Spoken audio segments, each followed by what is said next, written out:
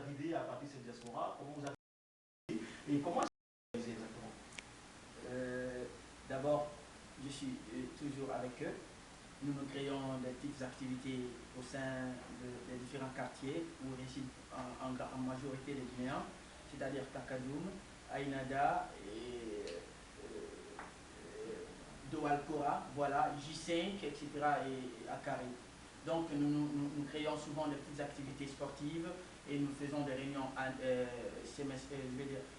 mensuelles afin de discuter autour des problématiques qui concernent la diaspora guinéenne et la Guinée en général. Monsieur Camara, à vous aujourd'hui qui êtes déjà premièrement militant, parce qu'il faut le noter, durant tout votre parcours, vous avez été là pour des personnes qui en avaient besoin. Quelle vision vous avez sur cet avenir des étudiants, ou alors, non, je ne dis pas des étudiants, excusez-moi, de tous ces Guinéens qui sont sur le territoire? Merci pour la question. Vous n'êtes pas sans savoir la problématique des subsahariens qui rencontrent le Maroc. Raison de plus, depuis qu'on a commencé à se réunir, on a passé d'abord la sensibilisation à tous les niveaux. Je vais d'abord parler des points sensibles, c'est-à-dire le nord. Si je parle du nord, vous allez voir le Tanger, il y a Castiago, il y a Nado.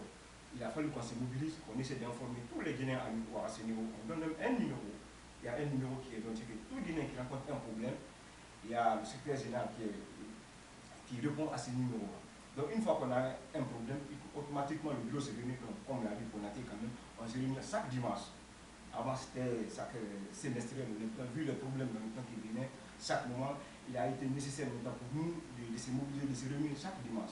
Donc quand on a un problème aussi, on essaie de contacter directement notre représentant qui représente l'État, qui s'appelle l'ambassade. On essaie de remonter l'ambassade, l'information au niveau de l'ambassade. Donc voici en un mot comment on essaie de se structurer. Monsieur Yazdi, c'est très intéressant ce volet parce que vous avez la casquette du président de l'AGIMA, c'est-à-dire l'association guinéenne du Maroc. Aujourd'hui, comment est-ce que vous vous organisez? Comment est-ce que vous arrivez à consolider ces factions guinéennes? Parce qu'on est sans ignorer que vous avez beaucoup de casquettes sur le territoire. Vous avez des Guinéens qui sont étudiants, vous avez des travailleurs, vous avez aussi des Guinéens qui sont transitaires. Comment arrivez-vous à combiner toutes ces personnes-là pour pouvoir parler d'une seule voix? Merci, M. Thierry. Effectivement, ça a été une difficulté réelle pour pouvoir concilier un peu toute cette frange, je dis bien la frange de cette communauté guinéenne résidant au Maroc ici. Au démarrage, c'était la frange des Guinéens légalement établis au Maroc, dans lesquels on avait bien statué, on avait bien défini dans le statut comme quoi que toute personne ressortissant de la Guinée et qui est reconnue par les autorités marocaines.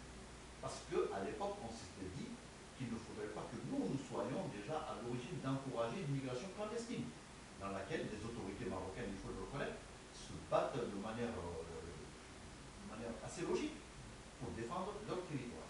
Donc on s'est dit que nous ne recevrons dans notre association que des Guinéens légalement établis.